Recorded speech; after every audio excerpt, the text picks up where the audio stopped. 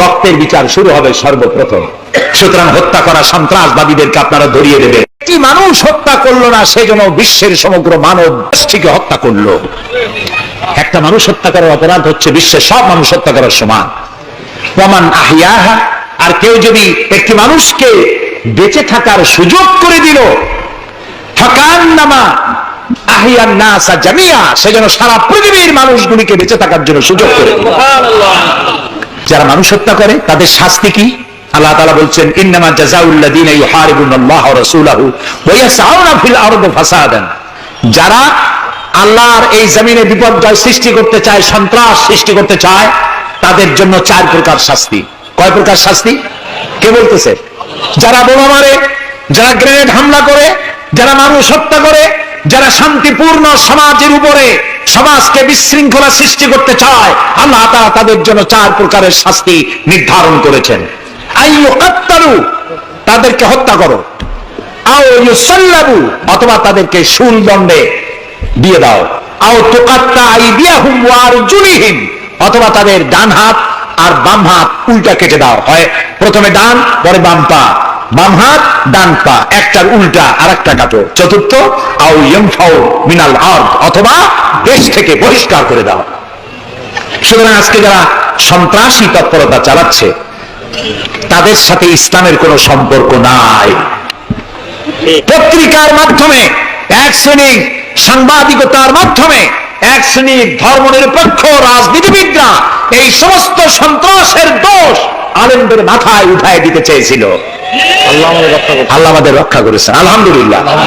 বাংলাদেশের সমস্ত মসজিদ, মাদ্রাসার ইমাম, শিক্ষক, আলেম, ওলামা, পীর, বুজুর্গ সব ময়দানে নেমে পড়ে প্রতিবাদ জানিয়েছে, ইসলামের সাথে এর কোনো সম্পর্ক নাই, সম্পর্ক থাকতে পারে না। বিদায় হজে শুনতেছেন, নবী করিম সাল্লাল্লাহু আলাইহি ওয়াসাল্লাম বক্তব্য রাখছেন। বিদায় হজে নবী করিম সাল্লাল্লাহু আলাইহি ওয়াসাল্লাম বললেন, ও সাহাবীরা, আজকের কোন দিন? তারা বললেন, আজকে 9 জিলহজ, ইয়াউমে আরাফা। এটা কি মাস? তারা বললেন, জিলহিজ্জাহ, এটা জিলহজ মাস। যে ঘর তোমরা তওয়াফ করে, এই ঘরটা কার? সাহাবীরা বললেন, এটা আল্লাহর ঘর। নবী করিম সাল্লাল্লাহু আলাইহি ওয়াসাল্লাম বললেন, আজকের দিন, আরাফাতের দিন যেমন পবিত্র, আজকের মাস যেমন পবিত্র, আল্লাহর ঘর যেমন পবিত্র, তোমাদের একের রক্ত আরেকজনের কাছে সেই রকম পবিত্র। সুবহানাল্লাহ বলেন। রাসূলুল্লাহ বলছেন, একটি মানুষ হত্যা করা কত বড় অপরাধ শোনো। গোটা বিশ্ব ধ্বংস হয়ে যাওয়া আল্লাহর কাছে সহজ, একটা মানুষ হত্যা করা এর থেকে বেশি কঠিন আল্লাহর কাছে। তারা হচ্ছে পৃথিবীর সমস্ত সৃষ্টি জগতের মধ্যে নিকৃষ্ট হচ্ছে তারা, যারা কাফের, যারা আল্লাহকে অস্বীকার করেছে। দেখুন, কোরআন শরীফে আল্লাহ পাক এক জায়গায় বলেছেন, ওয়ালাকাদ জারা'না লি জাহান্নামা কাসীরাম মিনাল জিন্নি ওয়াল ইনস, আমি মানুষ এবং জিনেদের মধ্যে এক শ্রেণীর মানুষ আর জিনকে তৈরি করেছি জাহান্নামের জন্য। জাহান্নামের জন্য তারা তৈরি হয়েছে। কারা? লাহুম কুলুবুন লা ইয়াফকাহুনা বিহা, যাদেরকে অন্তঃকরণ দিয়েছি, এই অন্তঃকরণ দিয়ে সব বুঝলো, এই বিবেক দিয়ে সব বুঝলো, কিন্তু আমারে বুঝলো না, আমার সৃষ্টি বুঝলো না। ওয়ালাহুম আয়ুনুন লা ইউবসিরুনা বিহা, তাদের চোখ দিছি, কিন্তু চোখ দিয়ে সব দেখলো, আমার সৃষ্টি দেখে আমাকে চিনলো না। তাদের কান দিলাম, এ কান দিয়া সব শুনলো, কিন্তু মজলুম, দুর্বলের ফরিয়াদ তাদের কানের মধ্যে ঢুকলো না। উলাইকা কাল আনআম, আল্লাহ পাক বলেন, এগুলি হলো চতুষ্পদ। কি কোন আপনারা বলেন? কি জানোয়ার? কে বলতেছেন? আপনারা কি রাগ করতেছেন নাকি? আর রাগ করলে হবেটা কি? সৃষ্টি যিনি করেছেন, এই পদবাচ্যে বিশেষিত বিবেচিত করেছেন সেই আল্লাহ। আল্লাহ পাক কি বলছেন? বিবেক দিলাম, আমাকে চিনলে না। চোখ দিলাম, আমার সৃষ্টি দেখে আমাকে উপলব্ধি করলে না, হেদায়েত পেলে না। কান দিলাম, হক শুনলে না। উলাইকা কাল আনআম, মালিক চেনো নাই, কাজী তুমি হচ্ছ চতুষ্পদ জানোয়ারের মতো। এ পর্যন্ত বললে না হয় হতো, কিন্তু আল্লাহ আরো একটু আগায় গেলেন। আল্লাহ পাক সামনে গিয়ে বললেন, বাল হোক আদাল, জানোয়ারের চাইতে নিকৃষ্ট। আমি এইটা বুঝি নাই, জানোয়ারের চাইতে নিকৃষ্ট আল্লাহ কইলেন কেন? পরে অনেক চিন্তা করে বুঝে আসলো। আল্লাহ পাক বলেছেন, বুঝতে চেষ্টা করতে চাইলে আল্লাহ পাক বোঝার ব্যবস্থা করে দেন। সুবহানাল্লাহ। তো এটা কেন জানোয়ারের মতো হইল কেন? পরে চিন্তা করে দেখলাম যে বিষয়টা হচ্ছে মালিককে চেনা নিয়ে, আল্লাহকে চেনা নিয়ে। পশুতে কিন্তু মালিক চেনে, পশুতে মালিক চেনে। যেমন আপনারা বাড়িতে যদি কেউ কুকুর পোষেন, কুকুর পোষেন অনেকে, এই কুকুর পোষেন কেন? কুকুর পুষেছেন চোর ডাকাত যাতে বাড়িতে হামলা না করতে পারে, সেজন্য কুকুর পুষেছেন। গভীর রাত্রে মানুষের পায়ের আওয়াজ পাওয়ার সাথে সাথে কুকুর তার ভাষায় বিরাট গর্জন করে ওঠে, ঠিক কিনা? তার ভাষায় সে বলতে থাকে, তার ভাষায় সে বলে থাম, স্টপ, পরিচয় দে তুমি কে। এখন ওই লোকটা যদি মালিক হয়, বাড়ির মালিক, কুত্তার মালিক, তাহলে সে যখন বলে কুকুর একটা নাম রাখে, ডবলু বল্টু কিছু একটা রেখে দেয়, তো কুত্তার নাম ধরে কুত্তারে ডাক দিল থাম, কুত্তা তখন বলছে আমি তো ভুল করছি, এ তো আমার মালিক। কুত্তা তখন কাছে চলে যায়, গায়ে লেজ নাড়াইয়া গায়ে বুলাতে থাকে। লেজ নাড়ানো মানে কুত্তায় গ্রিন সিগন্যাল দিয়ে দিছে, আপনি যাইতে পারেন, আপনার কোনো অসুবিধা নেই বাড়িতে ঢোকার ব্যাপারে। তাহলে দেখা গেল কুত্তায় মালিক চেনে। কুত্তা কি করে? আবার যদি চোর আর ডাকাত আসে, তাহলে কুকুর ঘেউ করে ওঠার সঙ্গে সঙ্গে চোর বা ডাকাত আওয়াজ তো করতে পারবে না, তার মালিক জেগে উঠবে। দৌড়াতে গেলে আর উপায় নাই, কুত্তা আবার এখন আর লেজ নাড়বে না, চাম করে পড়বে এবং কামড়ায় ধরবে তার ঠ্যাং অথবা ঘাড়, ঠিক কিনা? তাহলে বোঝা গেল কুত্তায় শত্রুও চেনে, মালিকও চেনে। কিন্তু এক শ্রেণীর নাস্তিক, তথাকথিত এক শ্রেণীর বুদ্ধিজীবী যারা আল্লাহকে অস্বীকার করেছে, সব বুদ্ধিজীবী খারাপ তা না, কিছু বুদ্ধিজীবী তো নিশ্চয়ই ভালো, ঠিক কিনা বলেন? কিন্তু এক শ্রেণীর আছে যারা আল্লাহরে চেনে নাই, ওরা কিন্তু বাড়ির ওই গৃহপালিত ওই পশুর চাইতেও নিকৃষ্ট, বালহন আদাল জানোয়ারের চাইতেও নিকৃষ্ট। মালিককে চিনতে হবে। সেই মালিককে চেনার জন্য আল্লাহ রাব্বুল আলামিন কোরআনে কারীমের ভিতরে এই সূরাটির মধ্যে আল্লাহ পাক বলছেন আমার সাথে ব্যবসা করতে হবে, এবং প্রথম কাজ হচ্ছে আমাকে চেনা, আল্লাহকে চিনতে হবে। আল্লাহ আছেন তা বিশ্বাস করতে হবে। একটি কথার ভেতরে, একটি সত্য সূরার মধ্যে আল্লাহ পাক বিষয়টি ক্লিয়ার করেছেন। আল্লাহ পাক বলেছেন কুল হুয়াল্লাহু আহাদ। সূরাটি মুখস্থ আছে কিনা? পড়েন সবাই আমার সাথে, গলা ছেড়ে দিয়ে পুরুষের মতো। কুল হুয়াল্লাহু আহাদ আল্লাহুস সামাদ লাম ইয়ালিদ ওয়া লাম ইউলাদ ওয়া লাম ইয়াকুল লাহু কুফুয়ান আহাদ। আল্লাহ পাক বলেন, বলো হে নবী আপনি বলুন আল্লাহ এক এবং একক, তিনি বেনিয়াস, কারো মুখাপেক্ষী তিনি নন, তিনি কাউকে জন্ম দেন নাই, তাকেও কেউ জন্ম দেয় নাই। আকাশ আর জমিনে আল্লাহ পাকের সমকক্ষ কেউ নাই। সুবহানাল্লাহ। এ হচ্ছে আমার আল্লাহ, এ হচ্ছে আমার আল্লাহ। কাউকে জন্ম দেন নাই, তিনিও কারো জন্মে হন নাই, তিনি কারো মুখাপেক্ষী নন, আকাশ আর জমিনে তার সমকক্ষ কেউ নাই। সুতরাং এই হচ্ছে আল্লাহ পাক, তার জাতকে, তার অস্তিত্বকে মানতে হবে, স্বীকার করতে হবে। এটা হলো এক নম্বর।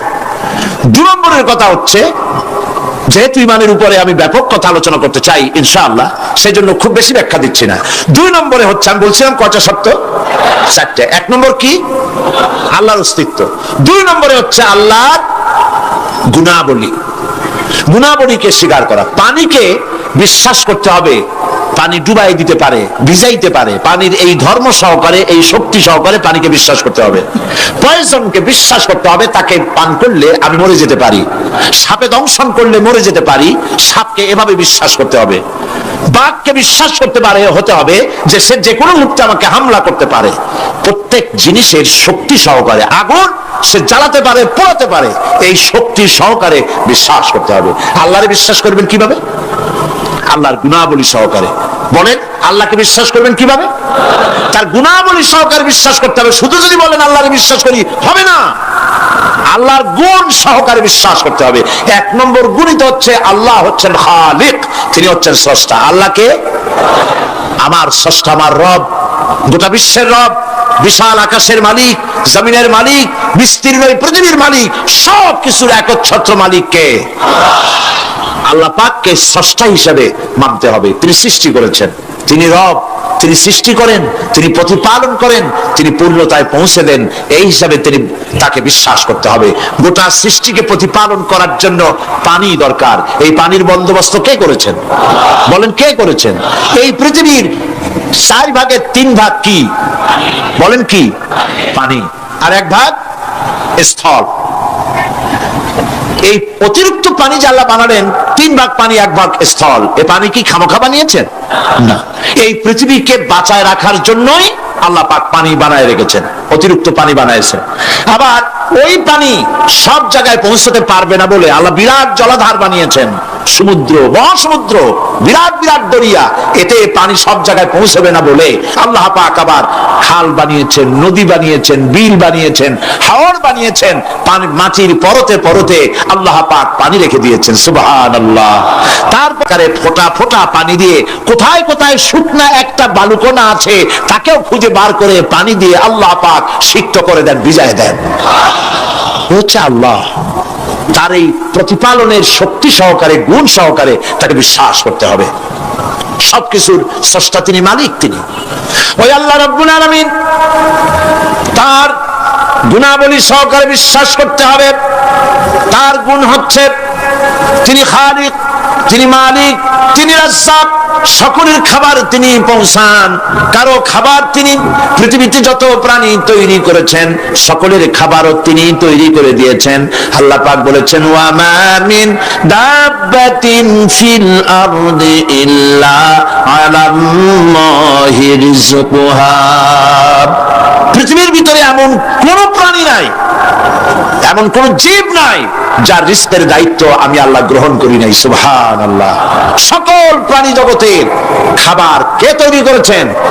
খাবার পৌঁছাচ্ছেন কে? একটা দৃষ্টান্ত দেই, যেহেতু আজকে এই বিষয়ে আমি বলবো না, একটা দৃষ্টান্ত দেই বোঝার জন্য। আপনারা মুরগির ডিম দেখছেন নিশ্চয়ই, অন্যান্য পাখির ডিমও দেখেছেন। এই ডিমের ভিতর থেকে বাচ্চা হয় ডিমের কোন অংশ দিয়ে? ভেতরের কুসুমটা দিয়েই কি হয় বলে? বাচ্চা হয়। বাচ্চা যখন ডিমের ভিতরে হলো তখন তার প্রাণ আসছে। এই প্রাণ আসার পর, প্রাণ আসার সাথে সাথে বাচ্চার ক্ষুধার উদ্রেক হয়েছে। খাবেটা কি? ডিমের ভিতরে খাবার পৌঁছতে গেলে ডিম তো ফেটেই যাবে, বাচ্চা মরে যাবে। এখন খাবারটা দুনিয়ার কোন বিজ্ঞানী ডিমের পেটের মধ্যে, ডিমের মধ্যের বাচ্চাকে খাবার পৌঁছতে পারবে কি? তাহলে ওই ডিমের মধ্যে বাচ্চাটাকে খাবার কে দেন? কিভাবে দেন দেখছেন আপনারা? কুসুমের বাইরে যে সাদা অংশটা থাকে এটা হচ্ছে প্রোটিন, এটা হচ্ছে খাদ্য। যতদিন এই বাচ্চাটা কুসুমের ভিতর থেকে বাচ্চায় পরিণত হয়ে যতদিন ডিমের মধ্যে থাকা লাগবে, 18 দিন বা 19 দিন, যতদিন থাকা লাগবে ততদিনের খাদ্য ওর চতুর্পাশে রেখে দেওয়া হয়েছে। সবটুকুন খেয়ে খেয়ে যেদিন তার সবটা সাদা অংশ খাওয়া হয়ে গেল তখন ঠোঁট দিয়ে পাতলা পর্দাকে ফাটায় দিয়া পৃথিবীর মাঝে বেরিয়ে আসে। এই বাচ্চাটির খাবার কে দিয়েছে? আল্লাহ পাক। সমস্ত প্রাণীর খাদ্য তিনি পৌঁছে দিয়েছেন, কোন জিনিস তিনি বাকি রাখেন নাই। আল্লাহকে বিশ্বাস করতে হবে, তিনি রাজ্জাক, তিনি খালেক, তিনি রব, তিনি স্রষ্টা। এই আল্লাহ পাকের যে 99টি নাম আছে, সমস্ত নাম হচ্ছে গুণবাচক নাম। এই গুণবাচক নাম দিয়ে তার গুণ সহকারে তাকে বিশ্বাস করতে হবে। গেল 2 নম্বর। কয়টা বলেছিলাম? সত্য। 3 নম্বর হচ্ছে আল্লাহ পাকের ক্ষমতা। আল্লাহরে বিশ্বাস করবেন ক্ষমতা দিয়ে। কি দিয়ে বিশ্বাস করবেন? ক্ষমতা দিয়ে। কি ক্ষমতা? আল্লাহ রাব্বুল আলামিন, তার ক্ষমতা হচ্ছে দিনকে রাত বানাতে পারেন, রাতকে দিন বানাতে পারেন, সাগরকে নগর বানাতে পারেন, নগরকে সাগর বানায় দিতে পারেন, মানুষ ধরে প্রেসিডেন্ট বানায় দিতে পারেন, আবার প্রয়োজনে ফাঁসির মঞ্চে চড়াই দিতে পারেন। আল্লাহ রাব্বুল আলামিন জিন্দাকে মৃত্যু করেন, মৃত্যুকে জিন্দা করেন। সবকিছুর ক্ষমতা। ইন্নাল্লাহা আলা কুল্লি শাইইন কাদির। সমস্ত জিনিসের উপরে ক্ষমতা রাখেন কে? জোরে বলুন। সব জিনিসের উপরে প্রচন্ড ক্ষমতার মালিক। এই ক্ষমতা অ্যাপ্লাই করার জন্য আল্লাহ রাব্বুল আলামিনের কোনো বাটন টেপা লাগে না, সেনাবাহিনী ডাকার দরকার হয় না। শুধু বলেন 2টা অক্ষর। বলেন তো কি? মাশাআল্লাহ। আপনাদের ওয়াজ শুনেইয়া মজা আছে, কারণ আপনারা বোঝেন। শুধু 2টা অক্ষর, কোন হও, সাথে সাথে হয়ে যায়। এটার 2টা ব্যাখ্যা আছে। একটা হচ্ছে যেটা আল্লাহ পাক এখনই চান সেটা কোন বলার সাথে সাথে তখনই হয়, আবার যেটা এখন চান না কিছু পরে, সেটার জন্য কোন বলার সাথে সাথে সেটার হওয়ার প্রক্রিয়া শুরু হয়ে যায়। সুবহানাল্লাহ। দেখেন না, এই যে ভারতের আনজার, ভুজ, আহমেদাবাদ, এইখানে আল্লাহ অবিশ্বাসী লোক যারা, তারা বলে প্রকৃতির লীলা খেলা। প্রকৃতি এটা কি কোনো জানোয়ারের নাম যা আল্লাহর অবাধ্য? আল্লাহ যা বলে তা শোনে না, এক জায়গায় কাপাই দিয়ে সব ভেঙে চুরে শেষ করে দেয়, অথবা বন্যা হয়ে সব ডুবাই দেয়। প্রকৃতি কোনো জানোয়ারের নাম নয়। আল্লাহ পাক যখন যা ইচ্ছা করেন, ফাআলুল লিমা ইউরিদ, যা খুশি তাই করেন। আল্লাহর ইচ্ছা হয়েছে বলেছেন। সঙ্গে সঙ্গে এ পর্যন্ত খবর যা পাওয়া গেছে, মৃতের সংখ্যা 2 লাখের ওপরে। আল্লাহ পাক ইচ্ছা করলে সব জায়গায় এটা করে দিতে পারেন। আমি ভূমিকম্প কেমনে হয় আমি সেটা দেখেছি। আজ থেকে কয়েক বছর আগে ক্যালিফোর্নিয়া, আমেরিকার একটি স্টেট, লস অ্যাঞ্জেলেসে ভূমিকম্প হয়েছিল। ওই দেশে রাস্তা আছে 2 তলা 3 তলা 4 তলা, ফ্লাইওভার গুলি 3 তলা 4 তলা পর্যন্ত। এই দৃশ্যটা ওয়াশিংটনের নাসা, যেখানে মহাশূন্য গবেষণাগারের কয়েকটা অফিস আছে, তার একটি অফিস আছে ওয়াশিংটনে। সেইখানে আমাকে নেওয়া হলো এবং আমি দেখলাম বিরাট স্ক্রিন, সেই পর্দায় দেখানো হলো ভূমিকম্পের দৃশ্য। দরিয়ার ভিতরে পানি যেমন রোলিং হয়, তুফান হয়, এইভাবে করে যখন ভূমিকম্প শুরু হলো তখন ক্যালিফোর্নিয়ার রাস্তাঘাট, মাটিগুলি, বিল্ডিংগুলি দেখতেছিলাম মাটির মধ্যে দরিয়ার মতো তুফান হচ্ছে এরকম করে। পাটিসাপটা পিঠা আপনারা দেখেছেন বা ডিমের মামলেট দেখেছেন, এটা যেমন জড়ায় 2 তলা 3 তলা রাস্তাগুলি একটার পর একটা পেঁচাইয়া দুমড়ে মুচড়ে মুহূর্তের ভিতরে, 1 মিনিট তো নয়, কয়েক সেকেন্ডের ভিতরে সব শেষ হয়ে গেল, লন্ডভন্ড হয়ে গেল। এইখানে কোনোদিন মানুষের বসতি ছিল বলে তার কোনো প্রমাণ নাই, কিন্তু দুর্ভাগ্যজনক সত্যই মানুষ এগুলি চোখে দেখে, তারপরেও বিশ্বাস করতে পারে না। কপাল পোড়া, এগুলো কি কপাল পোড়া, বিশ্বাস করতে পারে না। ক্ষমতায় যে যখন থাকে তখন চতুর্দিকে অন্ধকার দেখে, মনে করে যে এ ক্ষমতা আর আমার হাত থেকে যাবে না, যা খুশি তাই করব। কিন্তু তোমাকে নিয়ন্ত্রণ করার আরেকজন আছেন কিনা? সেজন্য আল্লাহ পাক বলেছেন, ওয়ামুদ্দুহুম ফি তুগয়ানিহিম ইয়ামাহুন, আমি যারা সীমা লঙ্ঘন করে আমি ঢিল দেই, একসাথে ধরি না, ঢিল দেই, দেখি কদ্দূর পারো। এই জন্য তো ফেরাউন বেঁচে ছিল 950 বছর। কোন কোন কিতাবে লেখা আছে 950 বছর হায়াত পেয়েছিল, জানি না কত বছর পাইছিল। 950 বছরের ভেতরে একদিন তার সর্দি হয় নাই। ও যেন বলতে না পারে যে যদি আমার অসুখ বিসুখ হইতো তাও তো আমি আল্লাহ তোমারে ডাকতাম। মানে মুনাফিক, কাফের, বেঈমান, অহংকারী। আল্লাহ সুযোগ দেন, পাপিষ্ঠকে সুযোগ দিয়ে দেন। এই কথা যেন বলতে না পারে যে আল্লাহ আর যদি 6টা মাস সময় পাইতাম তাহলে আমি ভালো হয়ে যেতাম। এরকমও সুযোগ দেওয়া হয় না। ঠিক আছে, করতে থাকো, দেখি কদ্দূর পারো। তারপরে যখন সীমা লঙ্ঘন করে করে একদম প্রান্তে এসে যায়, তখন দড়ির অপর প্রান্ত কার কাছে? কার কাছে? ঘুড়ি যত উপরেই ওড়ে, ঘুড়ির লাটায় ওর পেছনে একটা সুতা আছে, সেই সুতাটা আরেকজনের হাতে, ঠিক না? ঘুড়ি যতই মনে করুক যে আমি পাল্লা দিয়ে মঙ্গল গ্রহে যাব, যেখানে ঘুরি সেখানে যাব, ঘুড়ির এই অহংকার মিশে বেশি দূরে যেতে পারবে না, যেহেতু তোমার পেছনে একটা দড়ি আছে, সেই দড়িটা আরেকজনের হাতে। এই দড়িতে যখন টান দেওয়া হবে, কাছে ফিরে আসতে হবে, যেখান থেকে উৎপত্তি সেখানেই ফিরে আসতে হবে। সুতরাং আল্লাহ পাকের এই প্রচন্ড ক্ষমতাকে বিশ্বাস করতে হবে যে তিনি বিরাট ক্ষমতার মালিক। ফকিরকে আমির বানান, আমিরকে ফকির বানান, আবার প্রয়োজনে ইচ্ছে করলে পথের লোক ধরে, কেউ চেনে না কেউ শোনে না, আল্লাহ পাক ধরে নিয়ে বাদশা বানান। আবার যখন আল্লাহ নারাজ হন তখন ফাঁসিতে ঝুলায় দেন। পারেন কিনা? পারেন কিনা? প্রচন্ড ক্ষমতার মালিক তিনি। আল্লাহ পাককে বিশ্বাস করার জন্য 4টি শর্তের, আল্লাহর অস্তিত্বে বিশ্বাস, গুণাবলীতে বিশ্বাস, ক্ষমতায় বিশ্বাস, 4 নম্বরে হচ্ছে তার হুকুম এবং আহকামে বিশ্বাস।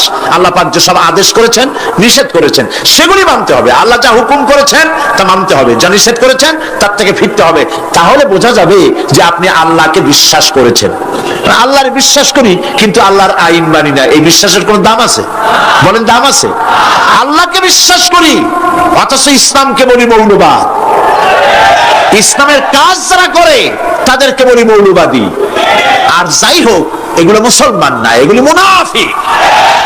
এগুলি কি? এই জন্য আল্লাহ পাক বলছেন জাহান্নামের কঠিন শাস্তি থেকে বাঁচার জন্য আমার সাথে ব্যবসা করো। কার সাথে? এই ব্যবসার মধ্যে তিনটা পুঁজি। তুমিনুনা বিল্লাহি ওয়া রাসূলিহি ওয়া তুজাহিদুনা ফি সাবিলিল্লাহি বিআমওয়ালিকুম ওয়া আনফুসিকুম যালিকুম খায়রুল লাকুম ইন কুনতুম তা'লামুন। আমার সাথে ব্যবসা করো। সেই ব্যবসার পুঁজি হলো তিনটি। পুঁজি কয়টা বলেছি? কয়টা? একটাও এখনো শেষ হয়নি। প্রথমে বলেছিলাম আল্লাহর প্রতি ঈমান, 2 নম্বরে রাসূলের প্রতি ঈমান, 3 নম্বরে এখনই ভুলে গেলেন? জোরে বলেন কি? এখন আল্লাহর প্রতি ঈমান আনলে পরে উপকার কি কি কি উপকার হয় সেটা শোনার দরকার কিনা? ফায়দা ছাড়া তো মানুষ কাজ করে না, ফায়দা হইতে হবে। 1 নম্বরের ফায়দা, আল্লাহর উপর ঈমান আনলে মুখস্থ করেন, কাগজ কলম থাকলে লিখে নেন, আর না হয় মনে মনে মনে রেখে দেন, মেমোরিতে ধরে রাখেন। আল্লাহর উপরে ঈমান আনার 1 নম্বরের লাভ হচ্ছে আত্মমর্যাদার সৃষ্টি হয়। যারা আল্লাহর উপর ঈমান আনে তাদের আত্মমর্যাদার সৃষ্টি হয়, পার্সোনালিটি, শখসিয়ত তৈরি হয়। এমন শখসিয়ত হয়, শখসিয়ত মানে কি? পার্সোনালিটি। পার্সোনালিটি মানে কি? ব্যক্তিত্ব। ব্যক্তিত্ব তৈরি হয়। সে কোনো পাগল শ্রেণীর লোক হয় না, তার চলায়, তার বলায়, তার ওঠায় ব্যক্তিত্বের ছাপ ফুটে ওঠে। এই ব্যক্তিত্বের পরিস্ফুটনের কথা বিশ্বকবি বলেছেন। কে বিশ্বকবি? আল্লামা ইকবাল রহমতুল্লাহ আলাইহি। আল্লামা ইকবাল রহমতুল্লাহ আলাইহি তিনি বলছেন, खुदी को कर इतना बुलंद, खुदी को कर इतना बुलंद कि हर तकदीर लिखने के पहले खुदा पूछे बंदे को बता तेरी रज़ा क्या है। নিজের ব্যক্তিত্বের পরিস্ফুটন এভাবে গড়ে তোলো, পার্সোনালিটি, শখসিয়ত এভাবে তৈরি করো যাতে আল্লাহ পাক তোমার তকদির লেখার সময় তোমারে জিজ্ঞেস করে, বান্দা তুই বল তোর তকদিরটা আমি কিভাবে লিখবো। সুবহানাল্লাহ বলেন। এটাই হচ্ছে ঈমানের প্রথম কথা। ঈমান জানে তার মধ্যে মর্যাদার সৃষ্টি হয়, সে কোনো কিছুকে ভয় পায় না, আত্মমর্যাদা আসে। কারণ ঈমান আনার আগে, খুব খেয়াল করুন, ঈমান আনার আগ পর্যন্ত সে ভয় করত সাপকে, তাই সাপকে পূজা করত। সে ভয় পেত পাথরকে, তাই পাথর পূজা করত। সে ভয় পেত সূর্যকে, তাই সূর্যকে পূজা করত। সে ভয় পেত পানিকে, তাই পানি পূজা করত। ভয় পেত আগুনকে, তাই আগুনকে পূজা করত। ভয় পেত বিরাট গাছ, ওইটারই পূজা করত। যেটা বড় ওইটারই পূজা করত। কিন্তু ওর জানা নাই এর থেকে বড় এগুলি সৃষ্টি, এর থেকে যিনি সৃষ্টি করেছেন, সৃষ্টির শক্তি বেশি না স্রষ্টার শক্তি বেশি? তো পাগলের মতো এগুলোর সামনে মাথা নত করো কেন? এই জন্যে ঈমান আনার আগে তার মধ্যে ব্যক্তিত্ব ছিল না। যেখানে যা দেখেছে মাথা নত করেছে, পূজা করেছে, অর্চনা করেছে। কিন্তু কোরআন তাকে শোনায়েছে, ইন্নাল্লাযীনা তাদউনা মিন দুনিল্লাহি ইবাদুন আমসালুকুম। আল্লাহ পাক বলেন, আমাকে বাদ দিয়ে এরা যেই সব জিনিসের পূজা করে, মাথা নত করে এবং ওদের কাছে শক্তি আছে বলে মনে করে, তোমাদের জেনে রাখা উচিত ওরা তোমার মতো আমার গোলাম। আল্লাহর প্রতি ঈমান আনায় মানুষ বিনয় এবং বিনম্র প্রকাশ করে, সে অহংকারী হতে পারে না। আল্লাহর উপরে ঈমান আনে সে অহংকারী হইতে পারে না, কারণ আল্লাহ বলে দিয়েছেন, ইয়া মাশারাল জিন্নি ওয়াল ইনস ইন ইসতাতা'তুম আন তানফুযু মিন আকতারিস সামাওয়াতি ওয়াল আরদ ফানফুযু লা তানফুযুনা ইল্লা বিসুলতান। যারা অহংকারী, যারা স্বৈরাচারী, যারা জালিম, আল্লাহ পাক তাদেরকে বলছেন, এ পৃথিবীর মানুষেরা জেনেরা, যদি সম্ভব করতে পারো, আমার আইন ভালো লাগে না, আমার ইসলাম পছন্দ হয় না, আমার আলেম ভালো লাগে না, আমার কোরআন ভালো লাগে না, অবস্থা যদি এমনটি হয় বেরিয়ে যাও, বেরিয়ে যাও। আমার সার্বভৌমত্বের ভেতর থেকে, আকাশের নিচের থেকে, জমিনের উপর থেকে বেরিয়ে যাও। ফানফুজু লা তানফুজু ইল্লা বিসুলতান। কোথায় যাও? পালাবার জায়গা নাই, বেরোতে পারবে না। আকাশ আর জমিন দিয়ে প্যাকেট করে রেখেছি, পালাবার জায়গা নাই। কোথায় যাইবা? জুলুমের হাত যত আছে করতে থাকো, আর আল্লাহ রাব্বুল আলামিন দেখতেছেন। সুতরাং ইমানদার ব্যক্তি, তার মধ্যে বিনয় আসে, বিনম্র হয়। সে পয়সা করে আসে বলে অহংকার করে না, কারণ আল্লাহ বলেছেন ওয়াল্লাহুল গানিয়্যু ওয়া আনতুমুল ফুকারা। আল্লাহ সাফ বলে দিয়েছেন আল্লাহই হচ্ছেন কারো মুখাপেক্ষী নন, সম্পদশালী। আল্লাহর কোনো সম্পদের অভাব নাই। ওয়া আনতুমুল ফুকারা, দুনিয়ায় তোমরা যা বাস করো সব ফকিরের গোষ্ঠী, কিছু নাই তোমাদের। তোমাদের যা দিই খাইয়া শেষ করি ভালো, আর আমার কাছে যা আছে আমি শুধু দিতে থাকি, আর ভাণ্ড শুধু ভরাই থাকে, মোটেও খালি হয় না। সুবহানাল্লাহ। কাজী মোমেন বান্দা সে অর্থ এবং বিত্তের অহংকার করে না, বিদ্যার অহংকার করে না। অর্থ বিত্ত কত আছে তোমার, কয় টাকার মালিক? আল্লাহ যদি ইচ্ছে করেন ব্রেনের ভিতরে যদি টিউমার ঢুকায় দেন, ব্রেনের একটা নার্ভ আর একটা নার্ভের সাথে জড়াই দেবেন, জায়গা হবে কোথায়? হেমায়তপুর। হেমায়তপুর কোথায়? কাশি, পাবনা। সুতরাং আল্লাহ পাক ইচ্ছে করলে এটা করে দিতে পারেন, পারেন না? খুব করতে পারেন। হার্টের ভেতরে ক্যান্সার দিয়ে দিতে পারেন, 14 গোষ্ঠী বিক্রি করলো ডাক্তারের পয়সা হবে না, পারেন না? আল্লাহ পাক পারেন কিনা? পারেন। সেই জন্য যত বড় ধনী হোক, পয়সার মালিক হোক, আল্লাহর উপর ঈমান আনলে পরে যে গুণটা হয়, সে অহংকারী হয় না, বিনয়ী হয়। আল্লাহ রাব্বুল আলামিন কোরআনে কারীমের ভিতরে বলে দিয়েছেন লিল্লাহি মা ফিস সামাওয়াতি ওয়া মা ফিল আরদ।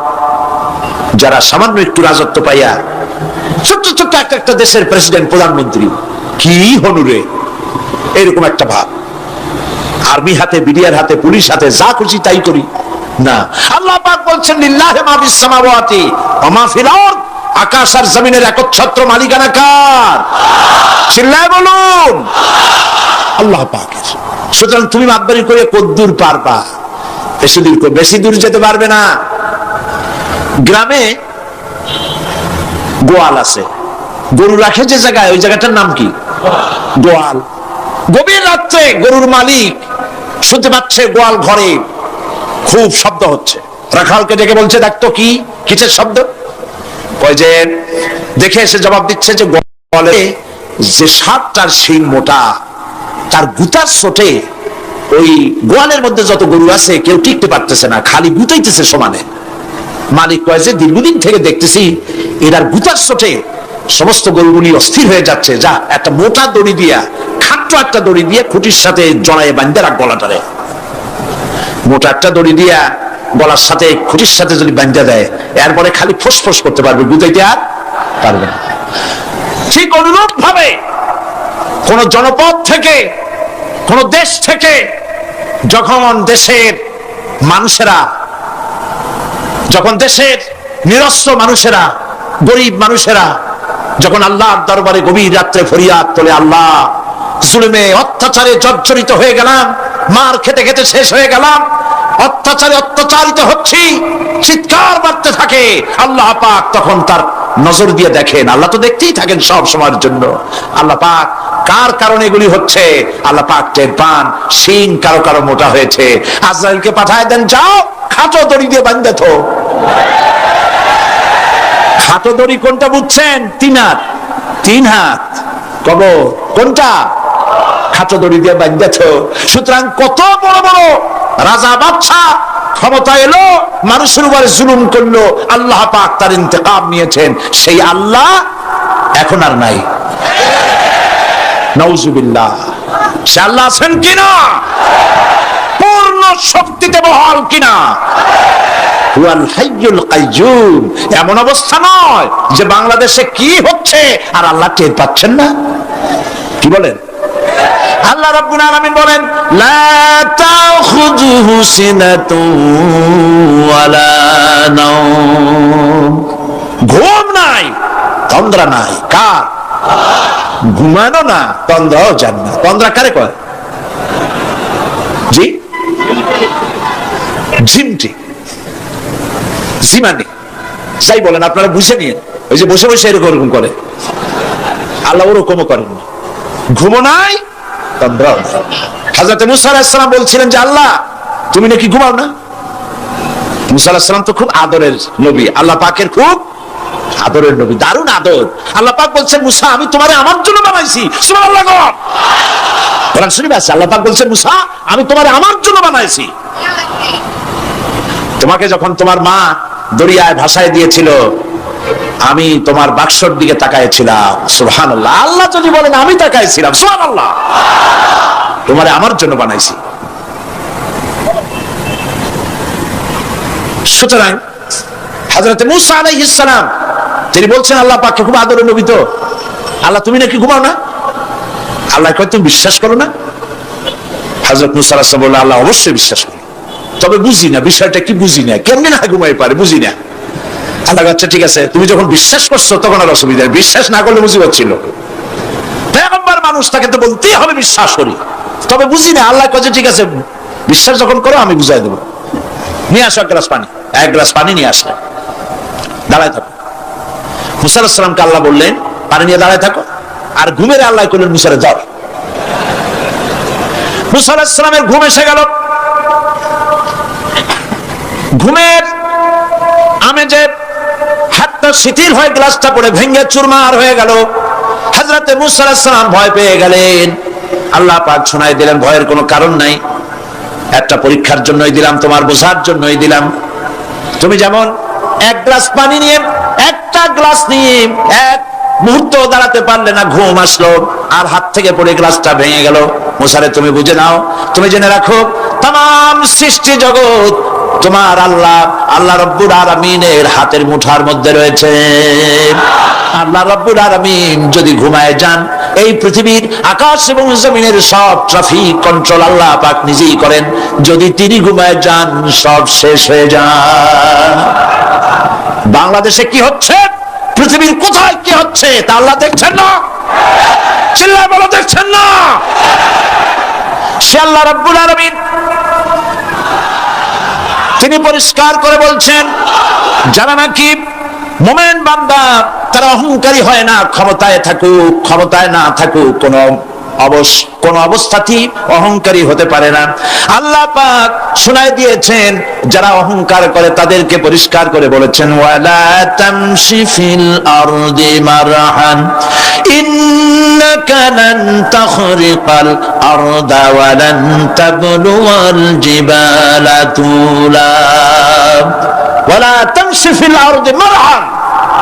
খবরদার আমার জমিনের উপরে অহংকারের পদে বড় হেঁটো না। দেখছেন না কত আছে অহংকার করে হাঁটে, জমিনের উপরে জুতা পায়ে দিয়ে মচ মচ করে হাঁটতে থাকে।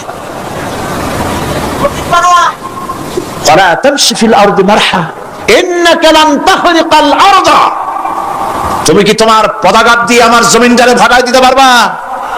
বলেন পারবে? যদি শক্তি থাকে দাও লাথি, তোমার ঠ্যাং ভাঙবে, মাটির কিচ্ছু।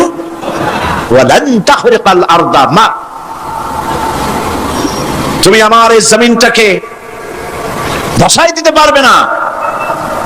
আল্লাহ রাব্বুল আলামিন আবার বলেন ওয়া ইবাদুর রাহমানিল্লাযীনা ইয়ামশুনা আলাল আরদি হাওনা। আল্লাহর বান্দা যারা, সত্যিকারের বান্দা যারা, তারা দুনিয়ার বুকে বিনয়ের সাথে হাঁটে, মাথা নিচু করে বিনয়ের সাথে হাঁটে। সুবহানাল্লাহ আলহামদুলিল্লাহ। তুই আল্লাহর প্রতি ঈমানের সবথেকে বড় লাভ হচ্ছে আত্মমর্যাদা সম্পন্ন বানায়। ঈমান তাকে বিনয় এবং বিনম্র বানায়, অহংকারী বানায় না। আর অহংকার করে তুমি যাবা কই? কদ্দুর ক্ষমতা তোমার? আল্লাহ কোরআন শরীফের বহু আয়াত দিয়ে এই কথাগুলি বলেছেন। আর এটা গেল 2। 3 নম্বরে আল্লাহর উপরে ঈমান আনার, আমি কি বলতেছি বলেন তো দেখি। ফায়দা।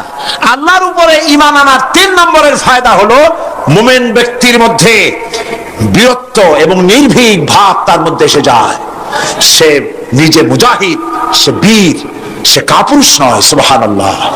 আল্লাহর উপর ঈমানের কারণে বীরত্ব এবং নির্ভীকতার প্রশিক্ষণ তার মধ্যে তৈরি হয়ে যায়। কারণ মানুষের সবচেয়ে বড় ভয় হলো মৌতের। বলেন তো দেখি, বড় ভয় কিসের? বলেন সবাই। আর যারা বললেন না তারা, তাদের মৌতের কোনো ভয় নেই। মৌতের ভয় আছে কিনা? আছে। কিন্তু ভয় করে যাবেন কই? ভয় তো সেইটারে করা যায় যেটাকে ভয় করে এড়ানো যায়। এখন মৃত্যুকে ভয় করে আপনি কি এড়াইতে পারবেন? পারবেন?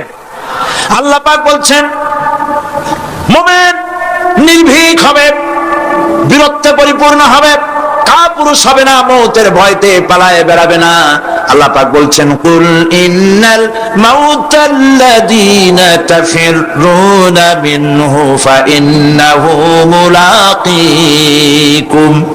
মরণ থেকে পালাও তুমি, মরণ তোমায় লইবে ঘিরি, যদিও সুদূর আকাশ পানে, লুকাও সেথায় লাগিয়ে সিঁড়ি।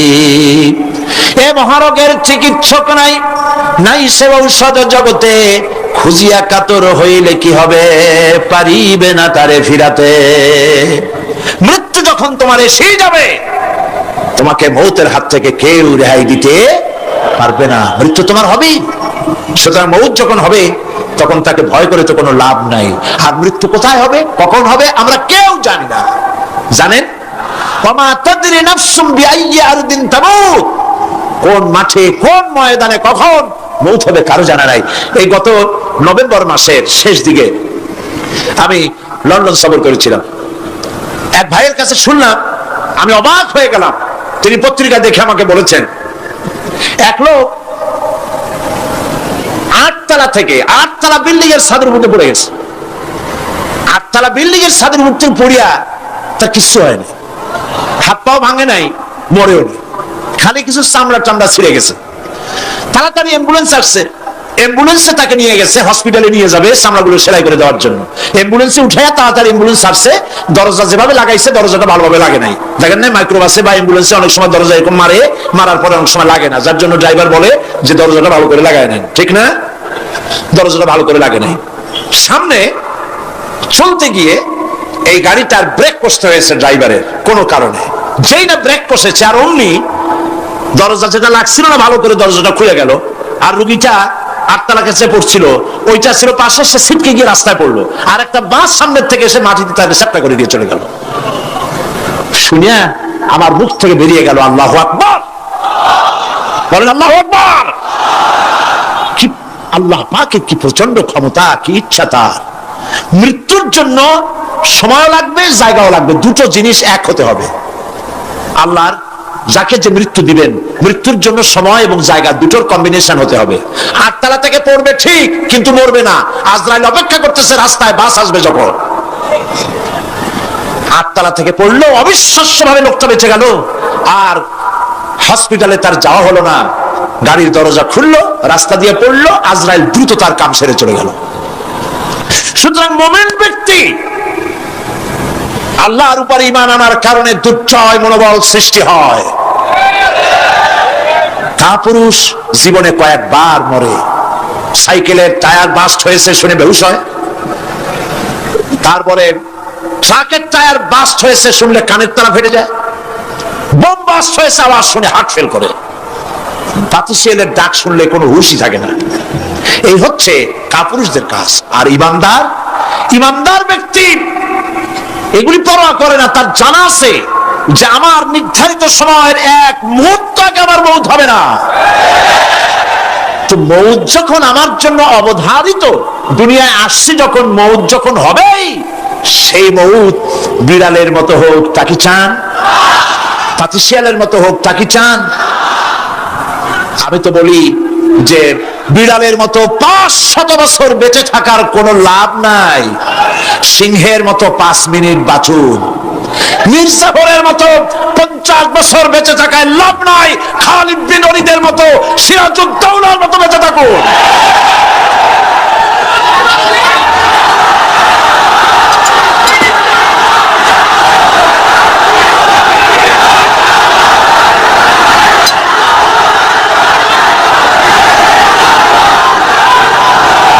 বসেন। আপনারা যদি দাঁড়ায় যান তাহলে আমি করবো কি? বসেন বসেন। সেই জন্য এই ক্ষণস্থায়ী জীবনকে কেন সেই অনন্ত সুখময় জীবনের জন্য উৎসর্গ করে দেব না, যা আল্লাহর কাছে পাওয়া যাবে কিয়ামতের দিন। দেখেন, মৃত্যু হওয়া উচিত মুসলমানদের শাহাদাতের মৌত হওয়া উচিত। কি মৌত হওয়া উচিত? আল্লাহকে আজকে প্রাণ খুলে বলি, আল্লাহ জীবন তো নিবাই, সুতরাং জীবন যখন নিবা, মৌতটা শাহাদাতের মৌত তুমি আমাদের দান করে দিও। কাপুরুষের মতো মরতে চাই না, শাহাদাতের মৌত চাই। সুবহানাল্লাহ বলেন, আমিন বলেন। মুমিন ব্যক্তি তার বড় ফায়দা, সে সাহসী হয়। সুবহানাল্লাহ বলেন। দেখেন, বুখারী শরীফের হাদিস, যুদ্ধের জন্য, বদরের যুদ্ধ, রাসূল সাল্লাল্লাহু আলাইহি ওয়াসাল্লাম সৈন্যদেরকে রিক্রুট করছেন, কিন্তু কথা বলতে গিয়ে রাসূল করিম সাল্লাল্লাহু আলাইহি ওয়াসাল্লাম দাওয়াত দিচ্ছেন, কিন্তু মনে মনে চিন্তাও করছেন যে সামান্য কিছু লোক, অস্ত্রপাতি কম, এই জিহাদের অবস্থাটা তারা কিভাবে নেবে। একজন যুবক সাহাবী দাঁড়ায় গেলেন, তার নাম মিকদাদ রাদিয়াল্লাহু তাআলা আনহু। যুবক, এই পৃথিবীতে যুবকদের ইসলামের সবচাইতে অবদান কাদের? চিল্লায় বলো। যুবকদের অবদান সবচাইতে বেশি। হযরত মিকদাদ রাদিয়াল্লাহু তাআলা আনহু তিনি দাঁড়ায় গেলেন, তিনি বললেন, ইমদি বিনা ইয়া রাসূলুল্লাহ হাইসুমা তাশা। হাদিস, হে রাসূল, আপনি আমাদেরকে নিয়ে চলুন। কত সৈন্য তারা আসতেছে, কত অস্ত্র নিয়ে আসতেছে, এটা আমাদের ভাববার বিষয় নয়। আপনি আমাদের নিয়ে চলুন, হাইসুমা তাশা, আয় হাইসুমা আমারাকাল্লাহ, আল্লাহ আপনাকে যেদিকে আমাদের নিয়ে যাইতে কয় আপনি সেই দিকে আমাদের নিয়ে চলুন। ইন্না লা নাকুলু লাকা কামা ক্বালা বনু ইসরাঈল লিমূসা আলাইহিস সালাম, ইযহাব আনতা ওয়া রাব্বুকা ফাকাতিলা ইন্না হাহুনা কাঈদুন। অর্থাৎ, হে রাসূল, আমরা বনী ইসরাইলের মতো বলবো না। শুনেন, আমরা বনী ইসরাইলের মতো বলবো না যে মুসা তুমি এবং তোমার আল্লাহ এই দুইজনে গিয়ে ফেরাউনের বিরুদ্ধে যুদ্ধ করো, আমরা যাবো না, আমরা এখানে বসে থাকবো। এই কথা আমরা বলবো না। আমরা মুসা আলাইহিস সালামের উম্মত নই, আমরা মুহাম্মদ সাল্লাল্লাহু আলাইহি ওয়াসাল্লামের উম্মত। বরং আমরা বলবো, বাল ইযহাব আনতা ওয়া রাব্বুকা ফাকাতিলা ইন্না মাকুমা মুকাতিলুন। বরং আমরা বলবো, আপনি চলুন, আমরা আপনার সাথে আল্লাহর হুকুম মাফিক লড়বো, জিহাদ করব। ততক্ষণ পর্যন্ত মা দামাত আইনুম মিন্না তাতাররাফ, যতক্ষণ পর্যন্ত আমাদের চোখের পাতা নড়তে থাকে ততক্ষণ আপনার সাথে থেকে কাফেরের বিরুদ্ধে লড়াই করে যাব। জীবনের পরোয়া তারা করেন নাই, জীবনের পরোয়া করেননি। হুজুর সাল্লাল্লাহু আলাইহি ওয়াসাল্লাম দারুণ ভাবে খুশি হয়ে গেলেন। হুজুর হেজিটেট ফিল করছিলেন যে এই সামান্য কিছু লোক, অস্ত্র নাই, পাতি নাই, এতগুলি লোকের বিরুদ্ধে যুদ্ধ করতে যাবে। যুবকের মুখে এই কথা শুনে হুজুর দারুণ খুশি হলেন। আল্লাহর নবী বললেন, কুমু বিনা ইলা জান্নাতিন, জান্নাতুন আরদুহা কারদিস সামাওয়াতি ওয়াল আরদ। ও সাহাবীরা, তোমাদের মনোভাব যখন এই, তোমাদের মানসিকতা যখন এই, চলো আমার সাথে বেহেশতের দিকে, সেই জান্নাতের দিকে যেই জান্নাত আল্লাহর আকাশ আর জমিনের চাইতে অনেক প্রশস্ত। চলো আমার সাথে বেহেশতে, সুবহানাল্লাহ, চলো আমার সাথে জান্নাতে। ফাকামা উমাইর বিন হামাম ওয়া কানা ইয়াকুলু তামার। হযরত উমাইর নামক একজন যুবক দাঁড়ায় গেলেন এবং তিনি হাতে কতগুলি খরমা ছিল, সেই খরমাগুলি তিনি চিবোচ্ছিলেন। রাসূলুল্লাহর বক্তৃতা শুনতেছিলেন আর খরমা চাবাচ্ছিলেন। খরমা চাবান, বিচিগুলি ফেলে দেন, এভাবে করতেছেন, হাতে কতগুলো খরমা। হযরতে উমাইর বলছেন, আকালা বাখ বাখ, অর্থাৎ আয় আযমাহু আয় আহসানাহু। হে রাসূল, আপনি কি সুন্দর কথা বললেন। আপনার সাথে লড়াই করতে যাব কাফেরদের বিরুদ্ধে, সেই লড়াই করলে এমন বেহেশত পাবো যে বেহেশত হবে আকাশ আর জমিনের চাইতেও প্রশস্ত। তাহলে ওয়াল্লাহি হাত্তা আকুলাহুন্না ইন্নাহা লাহায়াতুন তাবিলা, তাহলে আমার হাতে যে খরমাগুলি আছে এই সমস্ত খরমাগুলি খেতে গেলে কিন্তু অনেক সময় লেগে যাবে। এত সময় বেহেশতে যাওয়ার জন্য আমি তো তর সহ্য করতে পারবো না। ফারামাবিহিন্না, হাতের সব খরমা ভালাই দিলেন, যুদ্ধে ঝাঁপায় পড়লেন। অনেকক্ষণ কাফেরদের বিরুদ্ধে লড়াই করে হযরত উমাইর শাহাদাত বরণ করলেন। রাসূলুল্লাহ তার লাশের কাছে গিয়ে আঙ্গুল দিয়ে ইশারা করে বললেন, ইন্নাকা মিন আহলিহা। উমাইর, তুমি যেই বেহেশতে যাওয়ার জন্য খোরমাগুলি খাওয়ার সময় পাচ্ছিলে না, তাড়াতাড়ি করে খোরমাগুলি হাত দিয়ে ফেলে দিয়েছিলে, আমি আল্লাহর রাসূল, আমি সাক্ষী দিচ্ছি অবশ্যই আল্লাহর সেই জান্নাত তোমার জন্য অবধারিত। মুমিন ব্যক্তি সে কখনো মৃত্যুর ভয়ে উদ্দেশ্য হাসিল থেকে চুপ করে বসে থাকে না।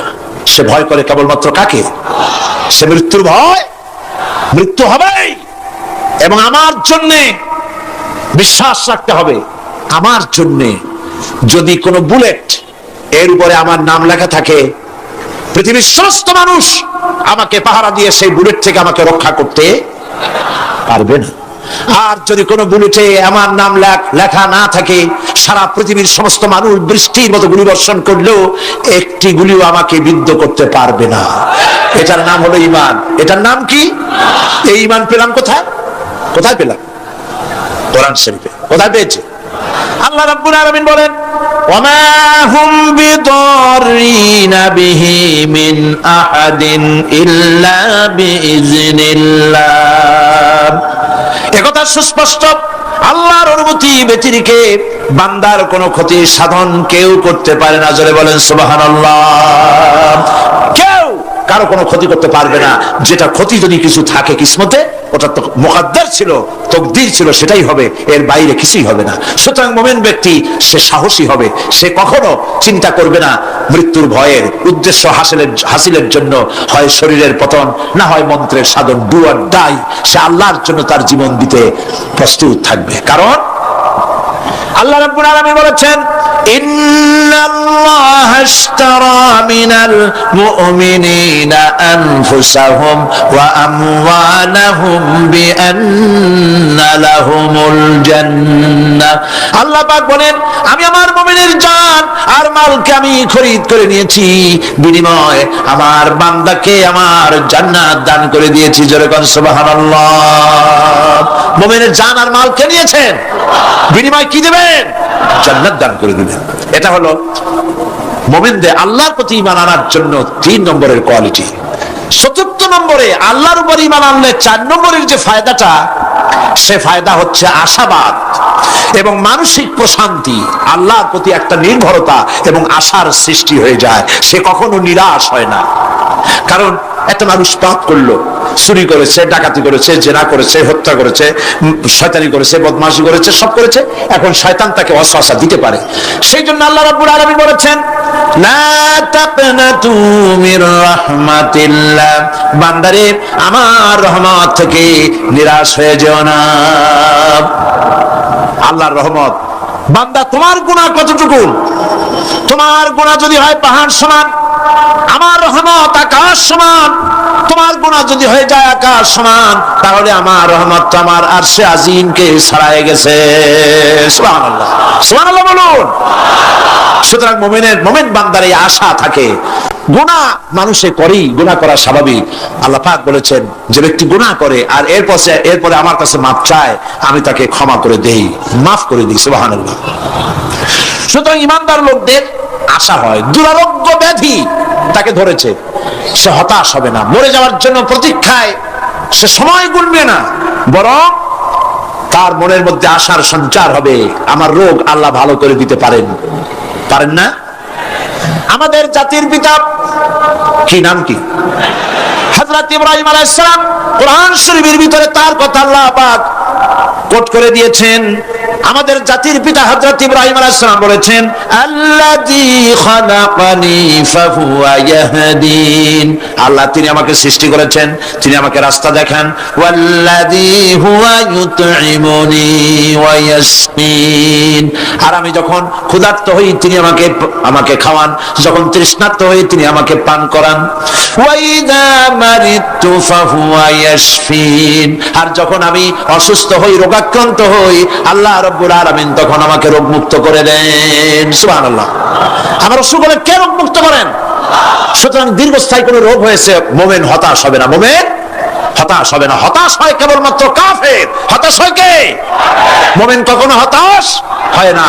হতাশ হয় ইমানের পরিপন্থী কাজ। আল্লাহ পাক বলেছেন লা তাকনাতু মির রাহমাতিল্লাহ, আমার রহমত থেকে মায়ুস হয়ো না। দেখেন হযরত আইয়ুব আলাইহিস সালামের কত বড় রোগ হয়েছে, শরীর পোকায় ধরেছে, জর্জরিত হয়েছে, দুর্গন্ধ হয়েছে, গ্রামের লোকেরা তাকে বের করে দিয়েছে, স্ত্রী পুত্র পরিজন সব চলে গিয়েছে।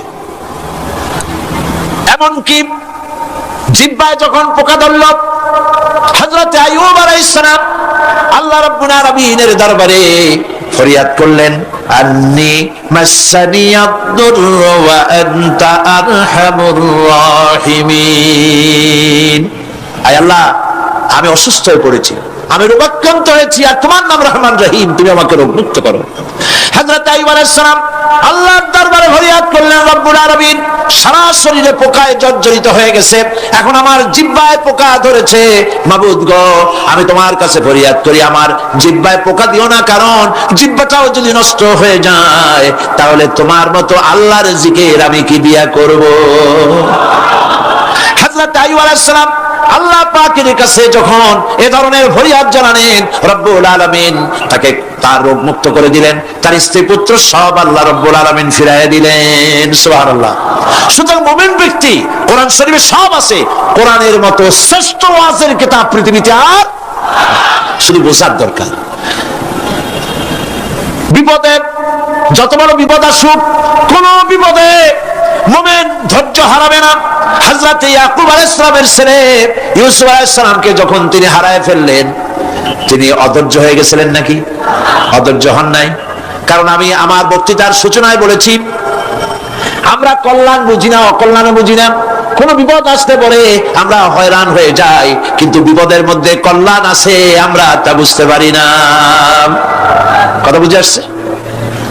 হযরত ইউসুফ আলাইহিস সালামকে কুয়ার ভিতরে ফেলে দেওয়া হলো।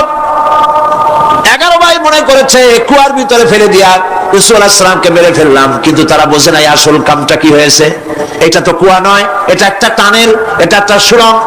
একদিকে কেনান হলো তার এক মুখ, ওই সুড়ঙ্গের এক মুখ হলো কেনানের। কেনান ইউসুফ আলাইহিস সালামকে ফেলে দেওয়া হলো কুয়ার ভিতরে মারার জন্য, কিন্তু আল্লাহ পাকের ইচ্ছা ইউসুফ আলাইহিস সালাম মরবে না। এই টানেলের অপর প্রান্ত মিশরের সিংহাসনের টানেলের এপার দিয়া ইউসুফ আলাইহিস সালামকে ঢুকালেন, অপর প্রান্তে মিশরের সিংহাসনে ইউসুফকে আল্লাহ বসায়া দিলেন। হযরত ইয়াকুব ছেলের জন্য অধৈর্য হলেন না। যখন তিনি খবর পেলেন ছেলে বাগে খেয়ে ফেলেছে, তিনি তখন বলেছেন, ফাসাবরুন জামিলুন আসাল্লাহু আইয়াতিয়ানি বিহিম জামিআ ইন্নাহু হুয়াল আলিমুল হাকীম। ফাসাবরুন জামিল, আমি উত্তম ভাবে ধৈর্য ধারণ করলাম এবং আমি বিশ্বাস করি আল্লাহ রাব্বুল আলামিন আমার হারানো সবকিছু আমাকে ফিরিয়ে দিবেন। বহু বছর পর যখন হযরত ইউসুফ আলাইহিস সালাম প্রেসিডেন্ট হয়েছেন মিশরের, 11 ভাই গেল সেখানে সাহায্য আনার জন্য। সেই ঘটনা তো শোনাবো না, এমনি বলে যাচ্ছি। এরপরে তিনি তাদেরকে পরিচয় দিলেন, ওরা ভয় পেয়ে গেল। তিনি বললেন, ভয়ের কোনো কারণ নাই, লা তাসরিবা আলাইকুমুল ইয়াউম, আজকে আমি কোনো প্রতিশোধ তোমাদের নেব না। সুবহানাল্লাহ। এর নাম পয়গম্বর, এর নাম কি? আল্লাহর নবী। আমি আজকে কোনো প্রতিশোধ তোমাদের নেব না, তোমরা যাও। পিতার অবস্থা তিনি জানলেন, কাঁদতে কাঁদতে পিতার চোখ দুটো নষ্ট হয়ে গেছে। ইয়াকুব আলাইহিস সালাম, হযরত ইউসুফ আলাইহিস সালাম বললেন, যাও। নিজের জামাটা খুললেন, গায়ের জামা খুলে বললেন, ভাইরা আমার এই জামা নিয়ে যাও, আর আমার আব্বার চোখের উপরে এই জামাটা রেখে দিও। ছেলেরা যখন হযরত ইউসুফ আলাইহিস সালামের জামা নিয়ে মিশর থেকে রওনা করেছে, গল্প নয়, উপন্যাস নয়, আল্লাহ পাক এই কোরআন শরীফে সূরা ইউসুফে বলেছেন, জামা নিয়ে মিশর থেকে রওনা করেছেন। কোথায় মিশর আর কোথায় কেনান? কেনানে বসে হযরত ইয়াকুব আলাইহিস সালাম বলছেন, তোমরা যদি আমাকে মতিভ্রম পাগল যদি মনে না করো, তাহলে একটা কথা বলি, আমার নাকে এখন আমি ইউসুফের গন্ধ পেতেছি। তোমরা যদি আমাকে মতিভ্রম না করো, তাহলে আমি বলি আমি কিন্তু ইউসুফের গন্ধ পেতেছি। সুবহানাল্লাহ। হযরত ইউসুফ আলাইহিস সালামের জামা এনে ভাইরা যখন হযরত ইউসুফের চোখের উপরে রেখে দিলেন, হযরত ইয়াকুবের দুটো চোখ সাথে সাথে আল্লাহ ভালো করে দিলেন। ফাসাবরুন জামিল, ধৈর্য ধরো। ইমানদার ব্যক্তি আশার উপরে তার জীবন বাঁচে, কারণ যত বড় বিপদ আসুক না কেন আশ্রয় পাওয়ার একটা জায়গা আছে, তার নাম হলো আল্লাহ। নাম কি? বলেন আল্লাহ। সবাই বলেন আল্লাহ আল্লাহ আল্লাহ আল্লাহ। হযরত ইউনূস আলাইহিস সালাম মাছটাকে গিলে ফেলে দিল, মাছটাকে গিলে মাটির অতল তলদেশে চলে গেছে। এত বড় বিপদ পৃথিবীর কোন মানুষের হতে পারে নাকি? বলেন কি বলেন? মাছের পেটের ভিতরে জানালা নাই, দরজা নাই, বেরোবার কোনো পথ নাই, মাছ গেছে পানির অতল তলদেশ। আল্লাহ পাক কোরআন শরীফের ভিতরে মানুষকে শোনান, আল্লাহ ওয়াজ করছেন, সুবহানাল্লাহ বলেন। আল্লাহ পৃথিবীর মানুষকে ওয়াজ করছেন, দুনিয়ার মানুষকে শোনান। আমার ইউনূস তো ধৈর্য হারা হয় নাই। ওয়াজান্নুন إذ ذهب مغاضبا فظن أن لن نقدر عليه فنادى في الظلمات أن لا إله إلا أنت سبحانك إني كنت من الظالمين فنادى في الظلمات জমায়ে কাসীর ত্রিবিধ অন্ধকারের ভেতর থেকে হযরত ইউনূস আলাইহিস সালাম চিৎকার মারলেন। মাছের পেটের অন্ধকার, পানির অন্ধকার, রাতের অন্ধকার, ত্রিবিধ অন্ধকারের ভেতর দিয়ে মাছের পেটের মধ্য দিয়ে ইউনূস আলাইহিস সালাম চিৎকার মারলেন। অধৈর্য হন নাই, হাত ফেল করেন নাই। তিনি বলছেন, পড়েন আমার সাথে, লা ইলাহা ইল্লা আনতা সুবহানাকা ইন্নী কুনতু মিনাজ জালিমিন। তুমি ছাড়া কোনো ইলাহ নাই, কোনো বস্ত্র নাই, মাবুদ নাই, তোমার পবিত্রতা ঘোষণা করছি, আমি জালিমদের অন্তর্ভুক্ত হয়ে গেছি। ইউনূস আলাইহিস সালাম যখন কাঁদতেছিলেন, আল্লাহ রাব্বুল আলামিন সেই কান্না শুনেছিলেন কিনা? বলেন শুনছিলেন কিনা? শুনতে পেয়েছিলেন কিনা? পানির ভিতরে কেউ শোনে নাই, মাছের পেটের ভিতরে ইউনূস আলাইহিস সালাম কিভাবে চিৎকার করছেন, মাছের পেটের ভিতরের আওয়াজ পানির ভিতরে কেউ শোনে নাই, জমিনের কেউ শোনে নাই, অন্তরিক্ষে কেউ শোনে নাই, সাত আকাশের ভিতরে কেউ শোনে নাই, কিন্তু আরশে আজিমের মালিক আল্লাহ রাব্বুল আলামিন শুনতে পেয়েছেন। সঙ্গে সঙ্গে রব্বুল আলামিন জবাব দিলেন, ফাস্তাজাবনা লাহু ওয়া নাজ্জাইনাহু মিনাল গাম্মি ওয়া কাযালিকা নুনজিল মুমিনিন। পড়েন, ফাস্তাজাবনা লাহু ওয়া নাজ্জাইনাহু মিনাল গাম্মি ওয়া কাযালিকা নুনজিল মুমিনিন।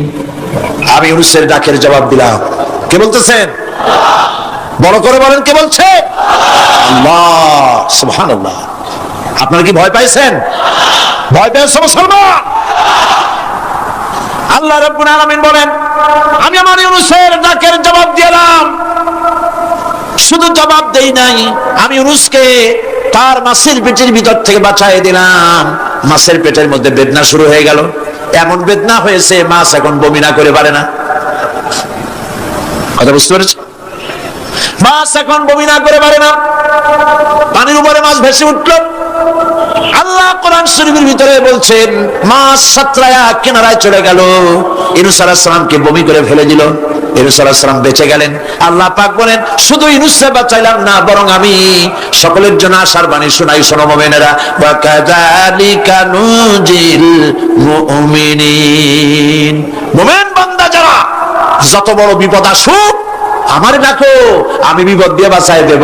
সুবহানাল্লাহ। বিপদ থেকে আমি বাঁচাই দেব। আল্লাহ পাক বলেছেন, ফাইন্না মাআল উসরি ইউসরান, ইন্না মাআল উসরি ইউসরা। জেনে রাখো, দুঃখ এবং কষ্টের পরে রয়েছে সুযোগ সুবিধা, আর অসচ্ছলতার সাথে রয়েছে উদার সচ্ছলতা। যত বড় বিপদ আসছে, এই বিপদের পরেই আল্লাহ পাক তার গোলামদের উপরে রহমত নাযিল করবেন ইনশাআল্লাহ। সুতরাং ইমানদার লোকেরা, তাদেরকে আল্লাহ পাক বলছেন, কোনো ভয় নাই, কোনো চিন্তা নাই, যত বড় বিপদে পড়ো আমারে ডাকো, আমি ডাকের সাড়া দিয়ে দেব। সবাই আল্লাহরে ডাকেন, সুবহানাল্লাহ ওয়ালহামদুলিল্লাহ লা ইলাহা ইল্লাল্লাহ। জোরে পড়েন সুবহানাল্লাহ ওয়ালহামদুলিল্লাহ লা ইলাহা ইল্লাল্লাহ, সুবহানাল্লাহ ওয়ালহামদুলিল্লাহ